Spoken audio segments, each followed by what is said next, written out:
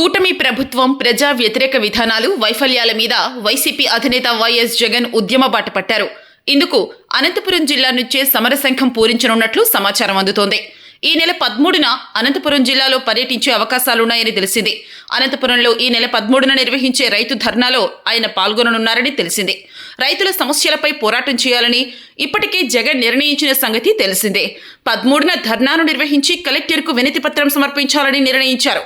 ఇప్పటికే పార్టీ నేతల సమావేశంలో జగన్ ప్రస్తుత ప్రభుత్వంపై పోరాట తేదీలను కూడా ప్రకటించిన నేపథ్యంలో ఆయన అనంతపురం జిల్లాకు వస్తారని తెలిసింది.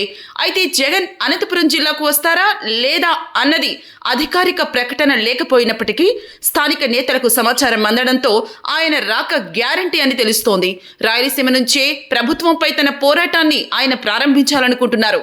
అదే రోజు రాష్ట్ర వ్యాప్తంగా అన్ని జిల్లా కేంద్రాల్లో రైతులకు మద్దతుగా ర్యాలీలను నిర్వహించి కలెక్టర్లకు వినతి పత్రాన్ని సమర్పించాలని నిర్ణయించిన నేపథ్యంలో రైతులతో జగన్ పాల్గొనాలని నిర్ణయించినట్లు తెలిసింది.